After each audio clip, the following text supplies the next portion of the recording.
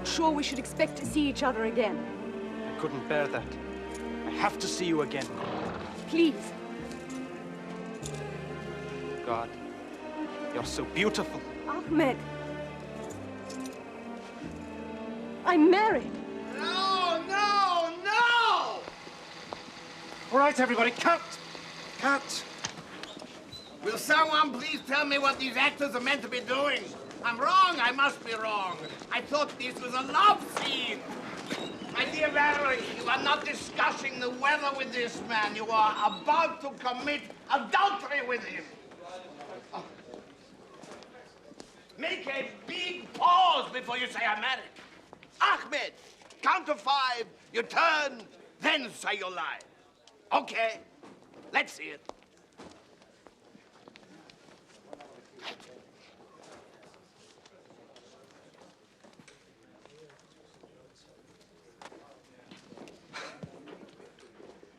Ahmed.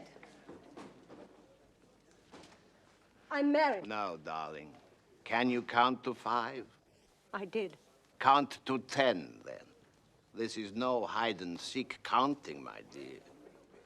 1, 2, 3, 4, 5, 6, 7, 8, 9, 10. You got it?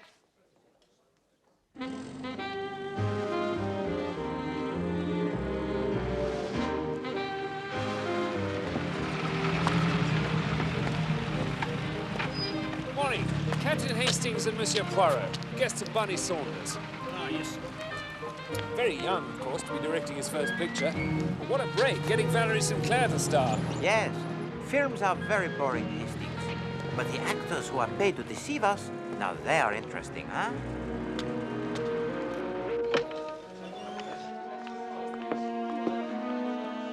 Quiet on the set! Red light and bell. Roll cam. It's 218, take 11. Action. What was that Ahmed doing here? He's come to see to the horses. That's his excuse, is it? Is that not Ralph Walton? He was a big star before the talkies. With the horses. Spends too much time hanging around. Hanging around here, if you ask me. Oh, Bennett, he doesn't. Look, I'm sorry, dear boy. I'm dry. The old brain box is Cut, gone. cut. All right, everyone, let's take a short break there.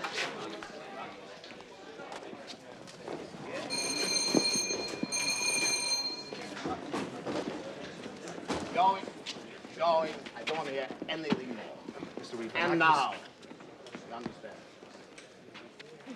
Funny. Arthur, old love, glad you could make it. Wonderful to see you. May I introduce my good friend, Monsieur Hercule Poirot? Enchanté, monsieur. Mr. Law, I want to see Miss Sinclair in my office immediately. Yes, Mr. Reed, then.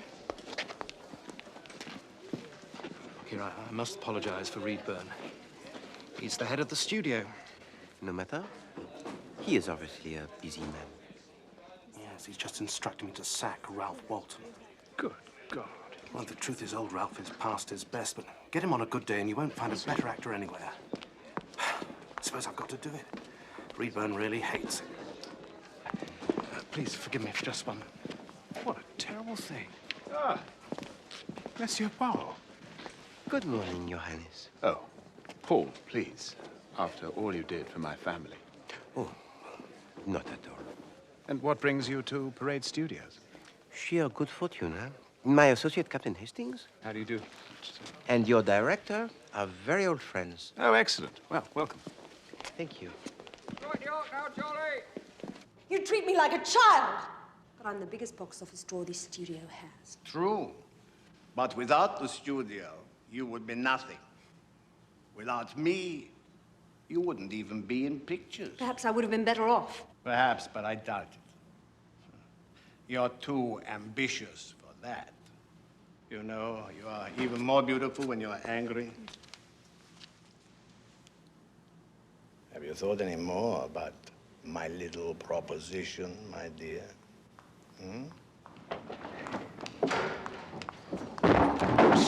Mr. Walton, please, this is highly irregular. What's the matter, my dear Ralph? You're the matter, you skunk. What? You haven't even got the guts to sack me to my face! God.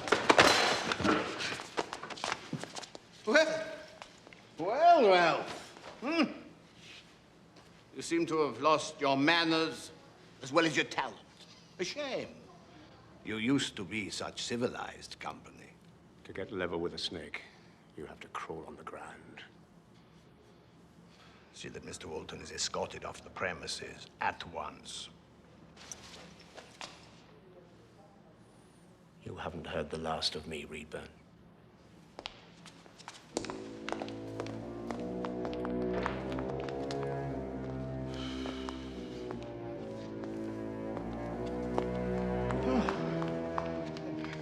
Are you all right, Henry?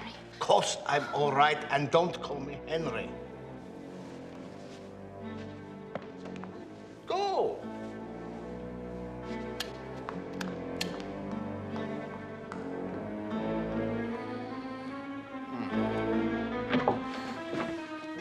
Paul. He's an animal. There. It's all right, my darling. I tell you, I have a good mind to withdraw my backing from this picture. As long as you're with me, I can bear it. Just promise me that you won't see Reedburn on your own again. Yes. Yes, I promise.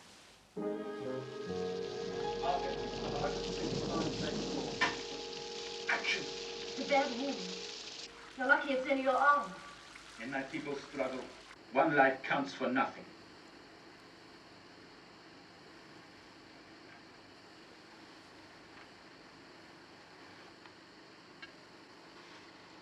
I'll do my best.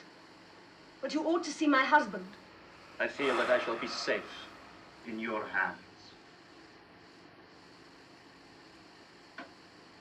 Cut. Simple. What is missing, Bunny, is sex appeal.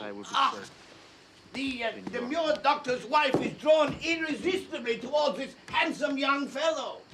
She knows she will be unfaithful. It's the way of women. They cannot help themselves. They are putty in the hands of the wild demon that lurks in all of them.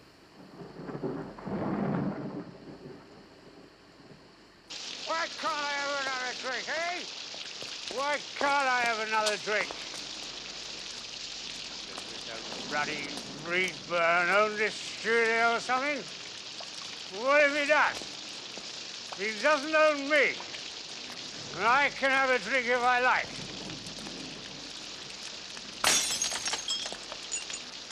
I'll show him.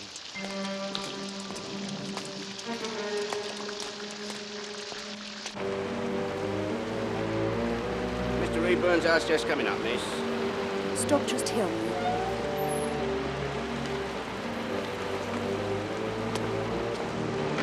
Bob, love, please. Thank you.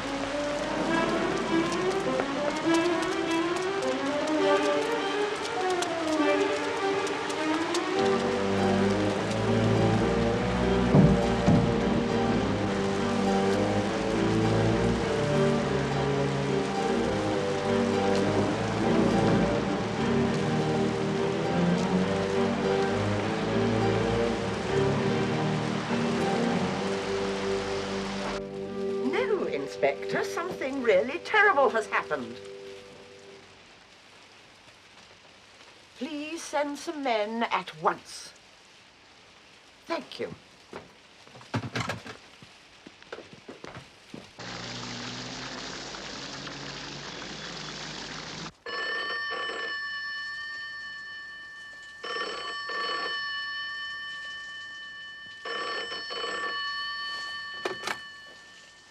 Hello?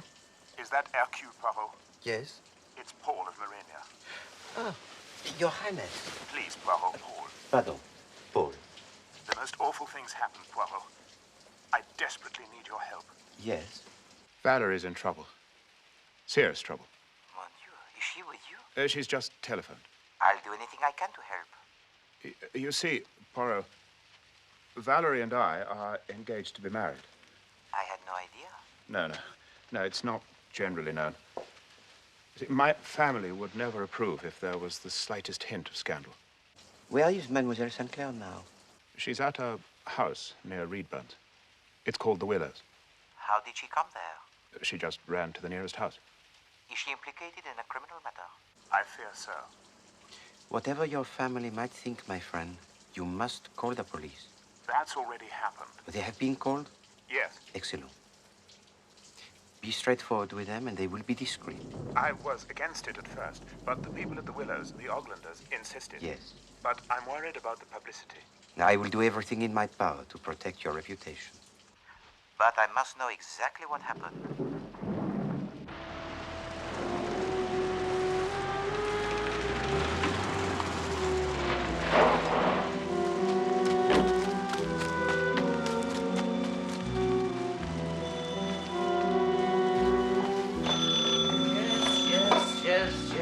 Yes. All right. Police, Chief Inspector Jack. We've had a report of a disturbance here. Disturbance in the library. And you are? Frampton. Mr. Reedburn's manservant, sir. Where is it then? The library? It's over here, sir. One moment, sir.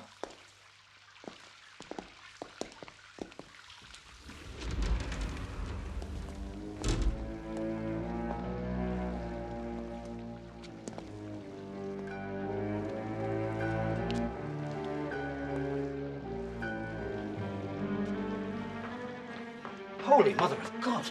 Don't touch, sir, if you don't mind.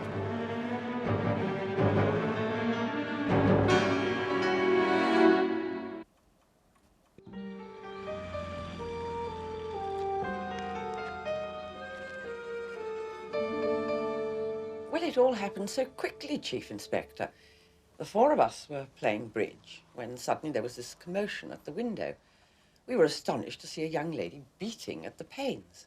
Absolutely terrified she looked. Did you happen to notice what time this was, Mrs. Oglander? Must have been around 10. Yes, I remember the clock in the hall chiming the hour a little before. Please go on, madam. Well, Ronnie got up to let her in. She was very out of breath. It seemed she'd run across the gardens from Mont Désir. Did she say anything? Yes. Murder. He's been murdered. Murder. He's been murdered. You're sure of that? I shall not forget those words for as long as I live, Chief Inspector. Then she fainted, poor girl. And, of course, we immediately telephoned for the police. Did any of you recognize her? Well, I thought there was something vaguely familiar about her, but it was Geraldine who guessed that it was Valerie Sinclair. She's a tremendous fan of hers. Aren't you, darling?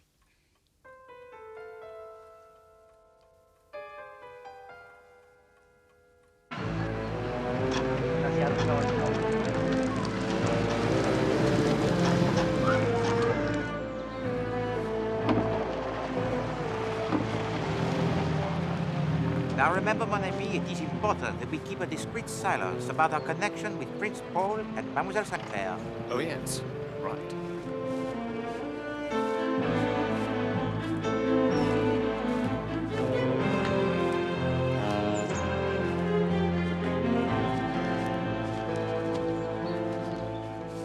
Police took away the body early this morning, sir. Otherwise, the room is untouched. And the curtains were drawn last night? Yes, sir. I draw all the curtains every evening. So who has drawn back this one? I couldn't say, sir. Possibly Mr. Reedburn did.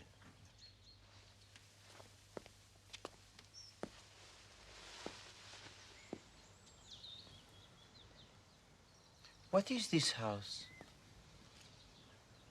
That's the Willows, sir. Neighbors of Mr. Reedburn. Name of Oglander, I believe.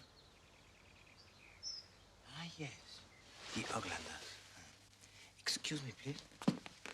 Thank you. And this window overlooks the drive, no? That's right, sir.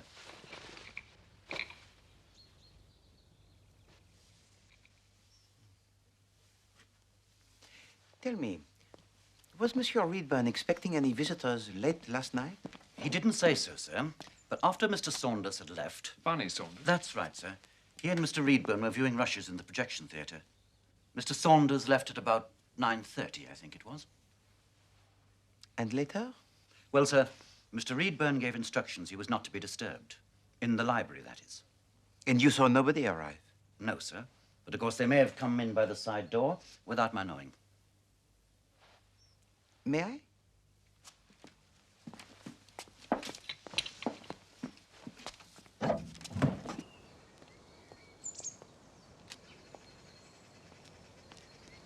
Thank you.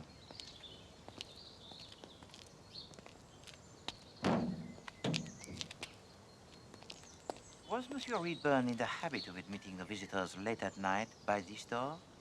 I believe so, sir. And you heard nothing from the library after Monsieur Reedburn had retired there? Well, I can't be sure, but I thought I heard a woman's voice. A woman's voice? Yes, sir. I may have imagined it, of course, because that's what I would have expected to hear. If you see what I mean, sir. Quite so. We're looking for a blunt instrument, quite wide. Not like a poker, but heavy. You start upstairs. Dear, oh dear. Here we go again. My dear Chief Inspector Jett, you have cracked this case already, perhaps, no? Won't be long, Poirot. Have you ever heard of Valerie St. Clair? St. Clair? The film star. I've just been talking to her, as a matter of fact. Very intelligent girl. It was her who discovered the body. Film star? Oh, yes. She was frightened, of course, so she ran off to that house over there, the Willows. But what was she doing here, Inspector? I understand it was very late. Business. Mr. Reedburn was a film producer. They don't keep office hours, you know, Poirot. Valerie, Miss St. Clair, that is, spotted an intruder, which makes my life a lot easier. There's a lot of gypsies around here, apparently, and Mr. Reedburn wasn't exactly a favourite of theirs. He tried to have them moved on several times. What was the cause of death, would you say? A blow to the back of the head. There was also bruising between the eyes, but the fatal injury was to the head. You can still see the blood.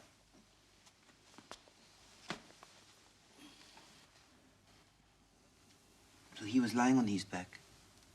Correct. Perhaps he fell back against this? Well, there'd be blood traces on that arm. Unless they were washed away? Why would anyone want to make an accident look like murder? True enough, huh? True enough. But one thing still puzzles me. Why does Mademoiselle St. Clair run to the Willows instead of the house at the front, which is much nearer? Oh, well, that's simple. As the body was here and this curtain was drawn back, the lights from that house would be the first you'd see at night. But of course, you are several steps ahead of me, my dear Chief Inspector. Oh, you mustn't get discouraged, Poirot. When you've been around as long as I have, you develop a nose for this sort of thing.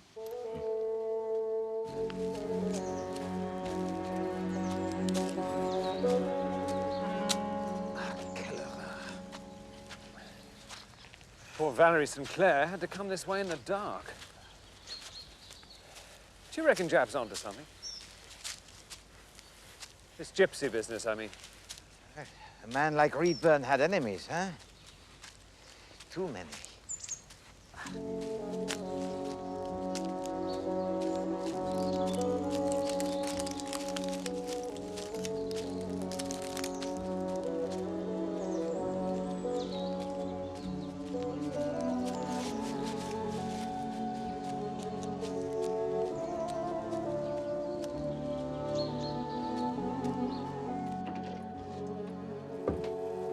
Would you mind waiting in here for a moment, sirs? Merci.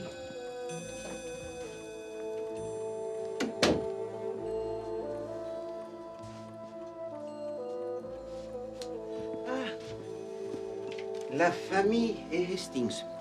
No bond is so strong. Yes. Good morning, gentlemen. Bonjour, mademoiselle. You're from the police? No, not at all. Pardon. Voilà. We are acting in a private capacity for a dear friend of Mademoiselle Sinclair. I see. How can I help you? You must excuse the room, by the way. The police have instructed us to leave things exactly as they were. No, of course, I understand.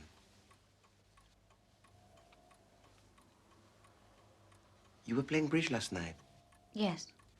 and you yourself were sitting... There, facing the window. I was partnering my mother, and had just bid one no trump when it happened. When Miss St. Clair appeared at the window, I mean. You had been playing for long? Perhaps an hour or so. We played several rubbers. Mademoiselle Sinclair is still here, is she not? Yes.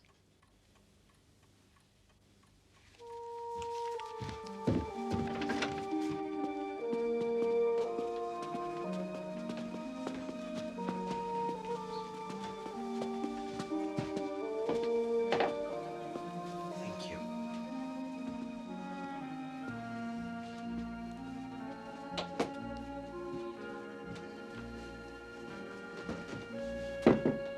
Come in. Monsieur Poirot, Captain Hastings, thank you for coming. Mademoiselle? Please. Yes.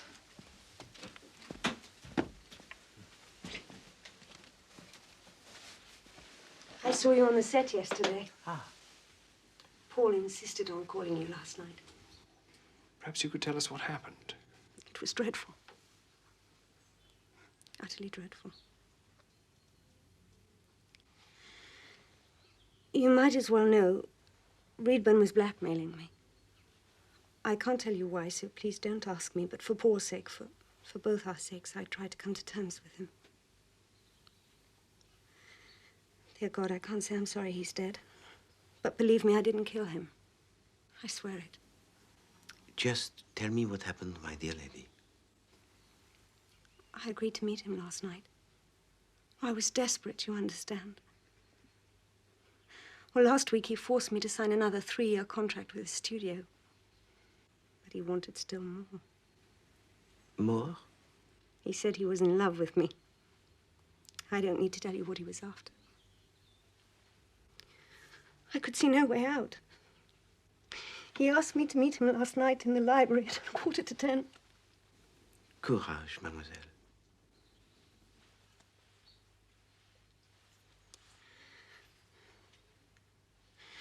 When I entered, it appeared to be empty. Then I saw it. By the window. A body on the floor. To my horror, I realized it was Reedburn. I could tell at once he was dead. I was about to call out when something made me look round. A curtain twitched on the other side of the room, and my heart stopped. At the foot of the curtain, I could clearly see a pair of feet. Someone was there. My God, all I could think of was getting away, Monsieur Poirot. I saw the lights of this house in the darkness, and I just kept on running and until I got here. It must have been a great shock, mademoiselle. But tell me, the window where you found the body, it was at the back of the library, overlooking the garden, yes? Yes. How was the curtain on this window? Shut? No, it was drawn back. And on the other windows? I think all the other curtains were closed. And this pair of feet, It was a man or a woman, would you say? Oh, a man, I'm sure. Well, they were boots rather than shoes. Well, like hobnail boots, only very worn and dirty. I see.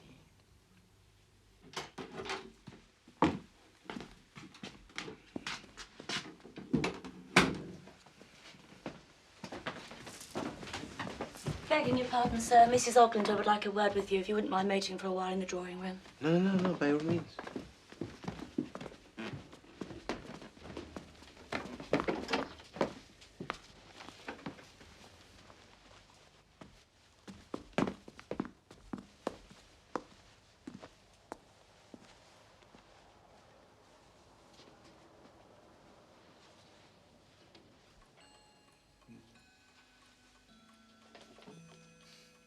No, Mademoiselle Oglander should have beat 3 spades, not 1 note trump.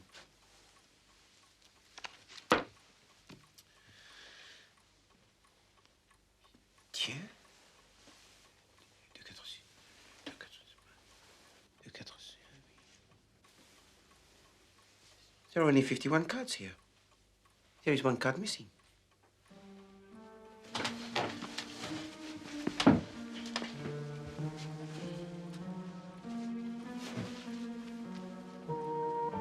But of course, que je suis idiot. Hastings, this explains everything.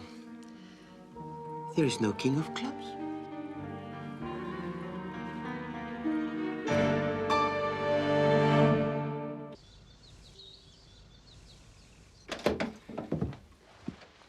Thank you very much for waiting, gentlemen. Madame? I wonder if I might ask a small favor of you, Mr. Poirot. I am at your service, madame. Well, you see, my husband is not a well man, and I'm terrified that if the newspapers get hold of the fact that Miss Sinclair is staying here, we shall have no peace. Can I therefore rely on your discretion, Mr. Poirot? I have not seen or heard of Mademoiselle Sinclair. You may rest assured, madame. Thank you so much. I'm so grateful. May I please ask you something, madame? Which of you first noticed Mademoiselle Sinclair at the window? Well, it's difficult to say, really. The commotion distracted us all. But you could see her clearly from your seat? Oh, yes, indeed. I was facing the window. I was probably engrossed in the game. I'm afraid I'm a bit of a dunce when it comes to bridge.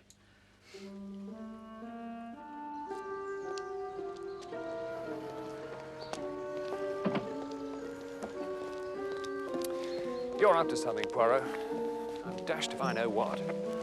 Patience, my friend.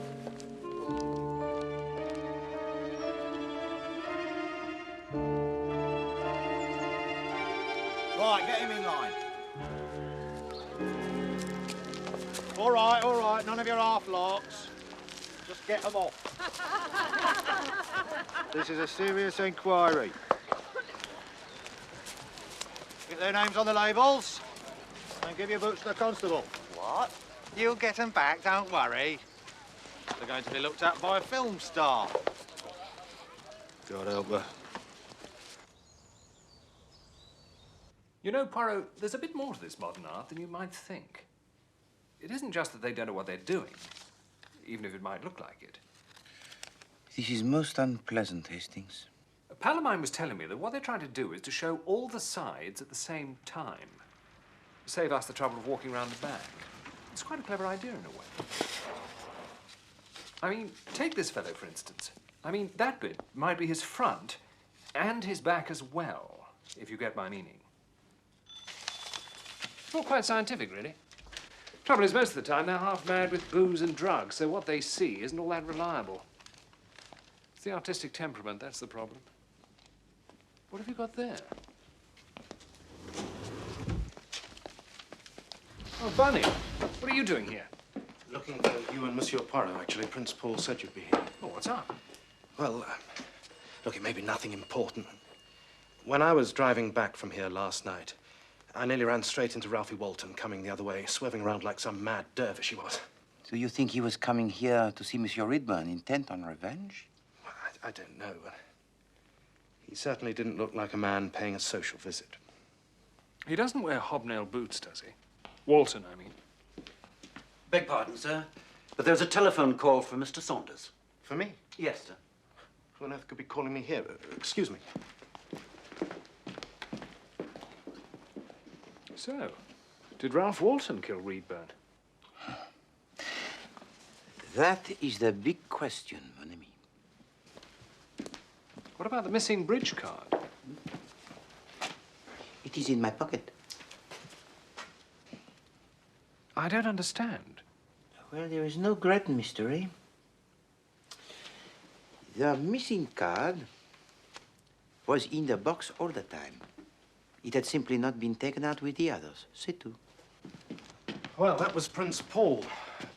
To say that Ralph Walton has been taken to the local cottage hospital, crashed his car near here in the early hours of the morning. Good heavens. Is he all right? He has a broken collarbone and a hangover, but he's comfortable, apparently. Look, I think I'll trot over to see the old boy now, all right? Hastings, why don't you accompany Monsieur Saunders? Huh? I must return to the Willows, and I think it best if I go alone. Oh, all right, if you think so. Besides, you can question Monsieur Ralph Walton about last night, perhaps. Right.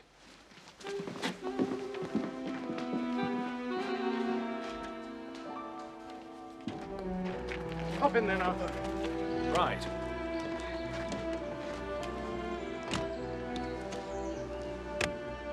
Oh, this is nice.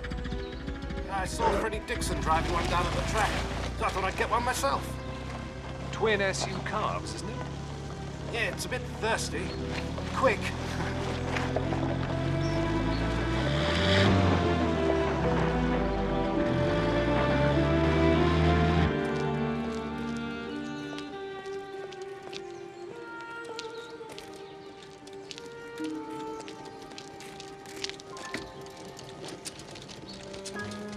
Morning, sir.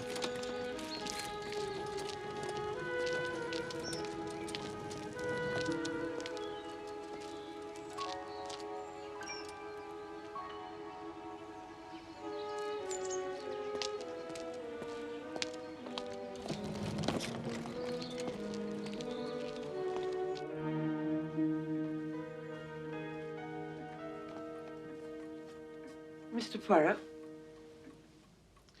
I must apologize for this unexpected return, madame. I was anxious to fully set your mind at rest. You have a second daughter, madame? Had. She died, I'm afraid. I am sorry to hear you say that.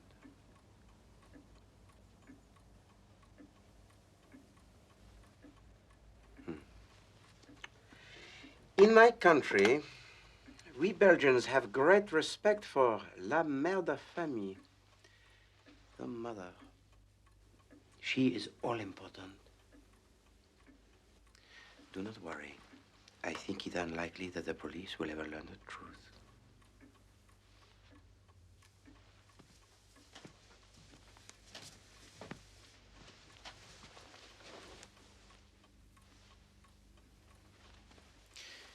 You will permit me, madame, to return the missing card to the pack?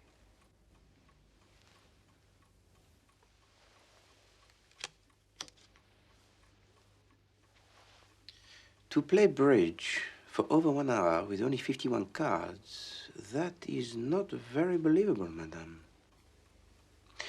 You make one other small mistake. You tell me that you are sitting here facing the window when Mademoiselle St. Clair appeared. But your daughter tells me she also is sitting here, so perhaps you are both sitting in the same chair, no? Nothing has escaped you, it seems, Mr. Poirot.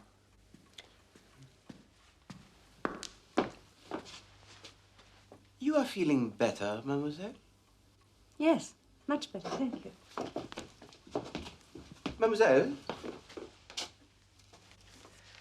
I found these in the house of Monsieur Reedburn. What have they to do with me? You are a good actress and a loyal daughter, Mademoiselle Oglander.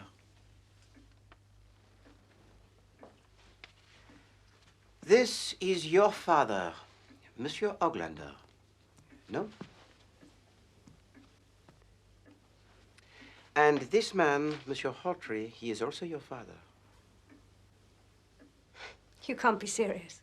Mr. Poirot knows everything, dear. Believe me, my dear lady, I make no judgment in this matter. Monsieur Hawtrey tries to save his business with a little false accounting. Well, fathers have done worse for the sake of their children. But Monsieur Hawtrey is caught, and in his shame, he changes his name to Oglander. When your family come to live here, Mr. Reedburn discovers these facts and tries to blackmail you. Is that not so? I lived in dread, Monsieur Poirot, that he would divulge everything. Paul could never marry me then.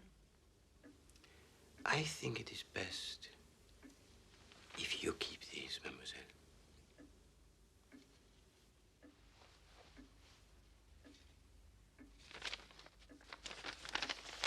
And have no fear. My lips are sealed.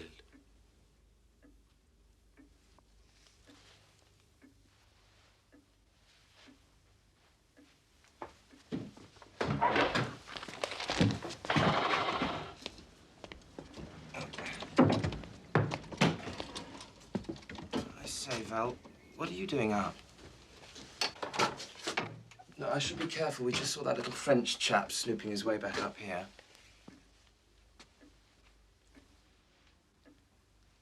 Vive la famille. Au revoir, mesdames.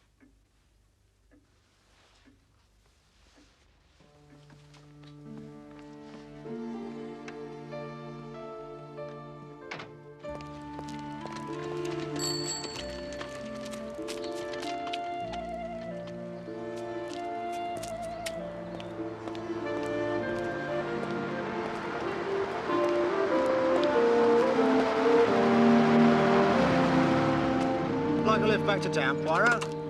Well, that is most kind of you, Inspector, but I have to meet Captain Hastings back at Montdésir. Ah, yes. By the by, how'd you get on at the Willows? Well, nothing of any interest, I have to admit. What about your gypsies? Drawn a blank so far. Difficult blighters to deal with. But we'll find him sooner or later, don't you worry. I admire your persistence, my friend. Little grey cells are all very nice, Poirot, but it's dogged as does it. Yes, well, thank you very much, Inspector. I will try and remember that. Au revoir.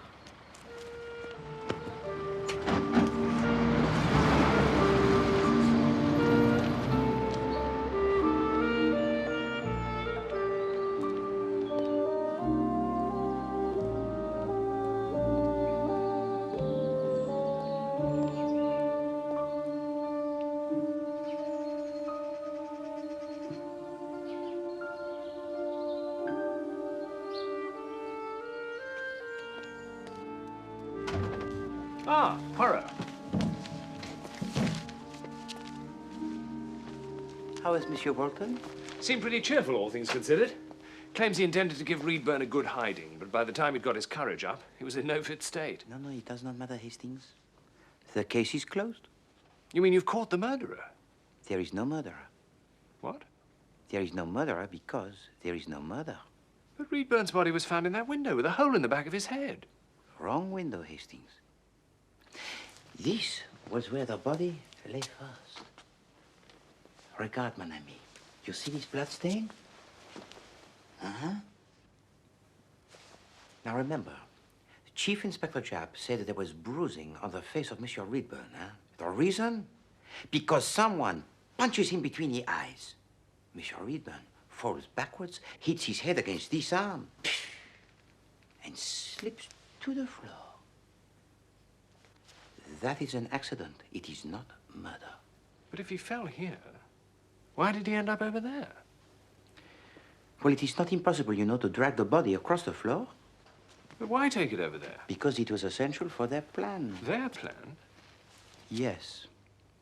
Valerie St. Clair and Ronnie Oglander. Well, the father is too ill, so it had to be the son. You see, mon ami, Mademoiselle St. Clair visited Monsieur Reedburn last night, accompanied by Ronnie. There was a quarrel, no doubt, and the young Monsieur Oglander punched Monsieur Reedburn in the face. He fell backwards and hit his head. Voila. But how do you know all this? Because of that window. Now remember, this was the only window with its curtains drawn back. Yes? Why? To give a view of the Willows, the Oglander's house. In order to make it appear that Valerie St. Clair went to the Willows by chance, it was necessary for the body to be found over there. I see. But... You have another question, mon ami, no? Well, yes. I mean, what's the connection? Between Valerie St. Clair and the Oglanders? Ah. All right, Albert. Later.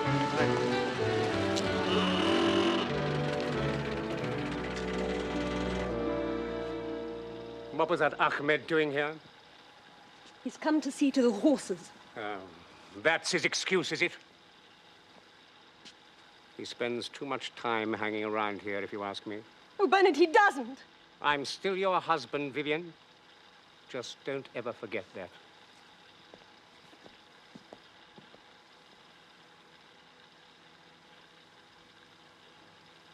Cut!